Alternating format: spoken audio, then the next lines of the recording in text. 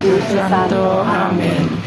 Mapagmahal na Ama, sa iyong walang hanggang kabutihan, kami ay nagagalak at nagpapasalamat sa biyaya itinagkaloob mo sa aming pamayanan.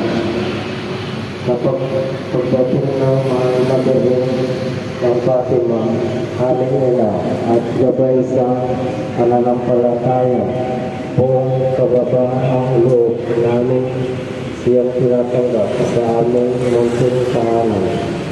O mahal na Birhen na Fatima, ikaw na nagpaalala sa mundo ng panalangin, pagsisisi at pagbabalog loob. Turuan mo kaming magmahal ng wagas, manalangin ng may pananampalataya at mag-alay ng sakripisyo para sa kapayapaan ng sanlibutan. Yakapin mo ang aming mga pamilya, mga kabataan at katatanda at ang buong pamayanan. At ilapit mo kami sa inyong anak na si Jesus.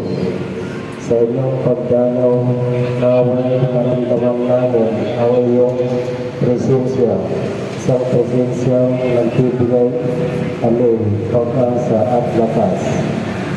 Ito ang aming taikid na dalangin sa pamamagitan ni Kristo aming Panginoon. Amen. Amen. Ama namin, sumasalangit ka, sambahin ang ngalan mo.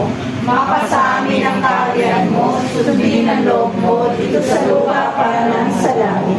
Bigyan mo kami ngayon ng aming kakanin sa araw-araw.